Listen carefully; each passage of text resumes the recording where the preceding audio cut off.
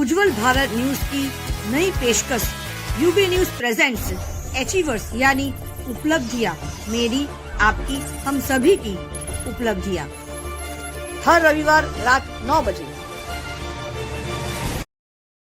नमस्कार, उज्जवल भारत न्यूज में सभी का स्वागत है।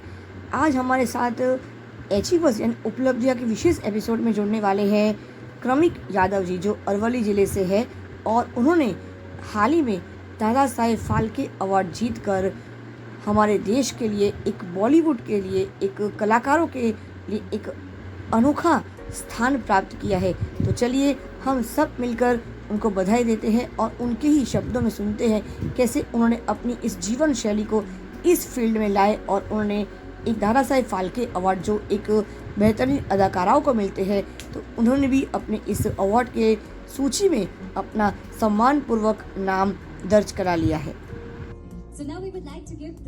आज के इस विशेष एपिसोड में हम लोग आज क्रमिक यादव जी से बात करेंगे और हमारे साथ अरवली जिले के ब्यूरो चीफ जुड़ेंगे हिमांशु भाई व्यास जी, जो लगातार 3 वर्षों से उज्जवल भारत के साथ जुड़े हुए हैं और आज उन्हीं की बदौलत आज हमें क्रमिक यादव जी से बात करने का एक खूबसूरत सा मौका मिला है। तो चलिए हम सब मिलकर उन्हें बधाई देते हैं और सुनते हैं किस प्रकार से उन्होंने इस फील्ड में आकर उन्होंने दादा साहेब फाल्के का सम्मानित पुरस्कार उन्होंने अपने नाम पे दर्ज किया है। कानिक जी, आपका स्वागत है। हिमांशु भाई, आपका भी बहुत स्वागत है। इस उज्जवल भारत के न्यूज चैनल के ऑनलाइन प्लेटफॉर्म में आप सभी का स्वागत है। पता है कानिक जी, हिमांशु जी, विज्ञान ने इतना प्रगति कर लिया है कि हम कहीं पे भी बैठ के, किसी दुनिया की किसी भी कोने में बैठ के हम किससे भी जुड़ सकते, सकारात्मक कार्य के लिए हम एक दूसरे को जोड़ सकते हैं। बस एक बात जरूर कह रहे थे शुरुआत के समय पर ही कि इस माध्यम को या इस तकनीक को, इस टेक्नोलॉजी को कभी भी गलत कार्य के, नकारात्मक कार्य के लिए इस्तेमाल न कीजिए।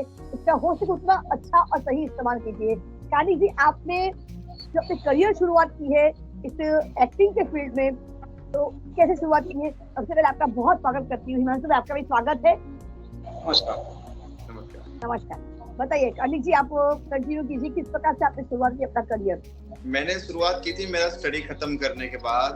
मैं एक्चुअली अहमदाबाद गुजरात से हूँ और मैं एक बिजनेसमैन का लड़का हूँ। तो मैं पढ़ाई के बाद मैंने कोरियोग्राफी चालू की, डांस कोरियोग्राफी। फिर उसके बाद मैंने एक्टिंग क्लास की अपने, और उसके बाद कोविड के बाद बहुत बड़ा गैप मिल गया था मुझे, क्योंकि बिजनेस भी अच्छा चल रहा था। और उसके बाद फिर सब लोग आके मुझे ऑफिस पे बोल रहे थे, क्रमिक आपकी हाइट अच्छी है, आपका लुक भी अच्छा है, तो आप मॉडलिंग ट्राई कीजिए। सो उसकी वजह से फिर मैंने मॉडलिंग के लिए ट्राई किया और अक्टूबर 2021 में मैंने India top model season 2 winner किया। उसके बाद मिस्टर फैशन क्वेस्ट था, मिस्टर इंडिया, जो नवंबर 2021 में था। फिर मिस्टर गुजरात, जो गुजरात की सबसे बड़ी कंपटीशन होती है, वो मैंने मार्च 2022 में विनर हुआ। और उसके बाद मिस्टर इंडिया, रूबरू मिस्टर इंडिया के लिए मैं सिलेक्ट किया गया अक्टूबर 2022 में, और उसकी वजह से मैंने वहां पे रूबरू मिस्टर इंडिया यूनिवर्सल का खिताब जीता।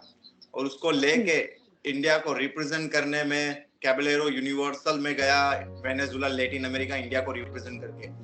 और वहां पे मैंने इंडिया का नाम रोशन किया और ऑल ओवर वर्ल्ड में सेकंड रनर पाया। उसके साथ मुझे बेस्ट अवार्ड भी मिला, mister elegance, Caballero universal elegance का। सो ये सफर बहुत ही हार्ड था मेरे लिए, क्योंकि क्या होता है कि एक साथ में सब चीज संभालना बहुत मुश्किल हो जाती है, क्योंकि फैमिली है, बिजनेस है और साथ में मॉडलिंग भी करना है, क्योंकि मॉडलिंग के लिए भी टाइम देना बहुत जरूरी है और बिजनेस के लिए भी। सो मेरे लिए समय थोड़ा बहुत कठिन था, बट कहते हैं ना कि मेहनत करने वालों की हार नहीं होती। तो बस वही तरीके से मैं आज यहाँ तक पहुंचा हूँ और सब लोगों का प्यार है और सपोर्ट की वजह से मैं यहाँ तक पहुंचा हूँ।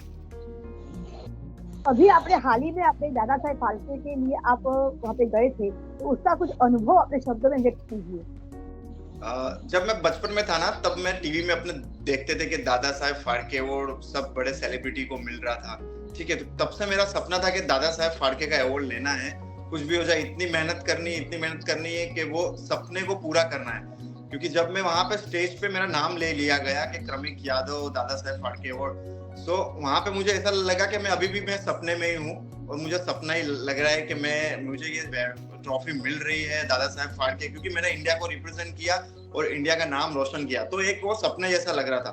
पर कहते हैं ना कि मेहनत रंग लाती है, तो वही मेहनत रंग लाई और आज दादा साहब पास में है और क्या बात कहते हैं ना कि ये चीज सपने से भी ज्यादा है मेरे लिए। एक ड्रीम था, सबका कुछ ना कुछ ड्रीम होता है कि ये बनना है, ये बनना है। अब मेरा ये एक ड्रीम वही, मुझे यूथ आइकॉन बनना था। यूथ आइकॉन बनने के मैं सफर बहुत अच्छा रहा, और दादा साहब फाल्के का ये अवार्ड मिलने के बाद मुझे अपनी ये जो मेहनत है वो रंग ला गई। जितने भी आपके गांव से रिलेट करते हैं, कार्निक जी आपके पड़ोसी हैं, तो मैं चाहूंगी कि हमारे कार्निक जी, मैं सबसे पहले कहूंगी हिमांशु भाई व्यास जो है वो हमारे अरवली के साथ साथ साबरकांठा भी संभाल रहे हैं, तो हमारे साथ इस चैनल से शुरू से जुड़े हुए हैं और बहुत मेहनती है, और सबसे बड़ी बात है बहुत ईमानदार है और एक शिक्षक भी है, इसलिए उनके पास बहुत सारा ज्ञान है और साथ में पत्रकारिता भी वो करते हैं और समाज सेवक भी वो है। और काफी समय आप लोगों को जानती है, पर्सनल लेवल पर जानते हो व्यक्तिगत रूप से, तो एक अच्छे व्यक्ति भी है। तो हिमांशु भाई, बाकी का इंटरव्यू में ओवर टू यू, आप पर छोड़ती हूँ। बाकी के सवाल आपसे, मैं हूँ फ्रेम में, आप उनसे कुछ पूछिए जो भी आपको पूछना है, क्योंकि आपके गाँव से, आपके पड़ोसी है, आप उनको जानते हो। तो ओवर टू यू हिमांशु जी, आप पूछिए। जी शुक्रिया सीमा जी। और कार्निक भाई तो मेरे एक पड़ोसी के एरिया के हैं और दूसरे के वो मेरे परिचित है। कार्निक भाई, पहले तो आपको ढेर सारी शुभकामनाएं कि आपने दादा साहब फाल्के अवार्ड और जीता। उसकी उज्जवल भारत न्यूज की ओर से आपको खूब खूब सारी शुभकामनाएं। थैंक यू सो मच, खूब खूब आभार तुम्हारा। और कार्निक भाई, मैं आपसे पूछना चाहता हूँ, आप युवाओं के रोल मॉडल है, आप गुजरात के रोल मॉडल है, आप भारत देश के रोल मॉडल है, तो आप आपके क्षेत्र के युवाओं को आपकी ओर से क्या सीख देना चाहते हैं? मैं सीख ये देना चाहता हूँ कि मतलब क्या मैं एक चीज होती है कि हार्ड वर्क और डेडिकेशन होना बहुत जरूरी है। ठीक है, अगर आप किसी भी चीज में या किसी भी फील्ड में जा रहे हो, ठीक है, तो उसको एक लगन के साथ उसको करिए। ठीक है, क्या होता है कि लोग करते हैं कि लोग देखते हैं कि चलो ये कर रहा है तो ये कर ले, अपने वो कर ले, बट नहीं, जहां पे आपका गोल है, आप पहले तो एक गोल निश्चित कीजिए कि मुझे ये बनना है, और वो बनने के लिए आपको हार्ड वर्किंग और एक डेडिकेशन होना बहुत जरूरी है। और मैं युवाओं को ये कहना चाहता हूँ कि अगर कुछ भी मुश्किलें हैं, पर मुश्किलों को पार करने के लिए भी एक टाइम चाहिए, तो उसके लिए एक मेहनत बहुत होना जरूरी है। और हमारी माताश्री हमेशा कहती है कि किसी भी चीज को पाने के लिए है ना, सिर्फ सोचना ठीक नहीं होता, उसके लिए पागलपन और वो जुनून होना बहुत जरूरी है। तो मैं यही कहना चाहता हूँ अपने युवाओं से कि आगे बढ़िए और देश का नाम रोशन करिए। कार्निक जी, मेरा सवाल, अगला सवाल ये है, बहुत अहम सवाल है कि आज हमारा पूरा विश्व डिजिटल बनने जा रहा है, डिजिटल बन चुका है। हर जगह देखा है कि फेसबुक, इंस्टाग्राम, सोशल मीडिया, तो आपके इस समय पर जो आप इस फील्ड में हो, सोशल मीडिया कितना अहम रोल प्ले करता है, कितना अहम हिस्सा है एक सोशल मीडिया का उसके लिए, क्योंकि युवा वर्ग आज सोशल मीडिया के ऊपर पूरी तरह से जमकर लगी हुई है। हर रोज करीब more than I think millions के ऊपर लोग आज अपलोड करते हैं, एक मिनट में मिलियंस के ऊपर अपलोड हो रहा है, चाहे वो फेसबुक हो, इंस्टाग्राम हो, चाहे वो ट्विटर हो, हर सोशल प्लेटफॉर्म को लोग आज इस्तेमाल करते हैं। तो सोशल मीडिया को आप कितना महत्व देते हो?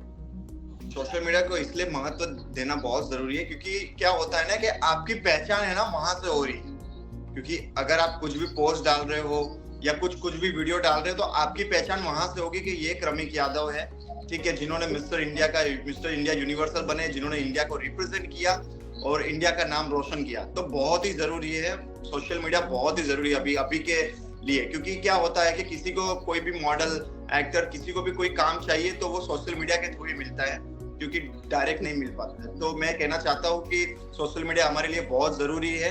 तो क्या होता है कि लोग आपको पहचानते नहीं है, क्योंकि उसके लिए आपको सबके सामने जाना बहुत जरूरी है। अगर आप सब जगह तो पहुंच नहीं सकते, तो इसीलिए सोशल मीडिया पे अपनी पोस्ट या वीडियो डाल के आप सबको बता सकते हो कि हाँ, मैं मिस्टर इंडिया हूँ, यूनिवर्सल हूँ और मैं एक यूथ आइकॉन हूँ। कार्निक भाई, आपसे मिलकर बेहतर मुलाकात थी हमारी मोड़ासा में, और आपसे मिलकर और आप आगे बढ़े हो, वैसी शुभकामनाएं भगवान से प्रार्थना भी करते हैं। क्रमिक यादव जी को और हिमांशु भाई जी को इस विशेष एपिसोड के लिए, उनके अमूल्यवान समय देने के लिए उज्जवल भारत की पूरी टीम की ओर से बहुत बहुत धन्यवाद। और चैनल को लाइक करें, शेयर करें, सब्सक्राइब जरूर करें। उज्जवल भारत न्यूज़, देश की प्रखर आवाज, सीमा भट्टाचार्य, धन्यवाद।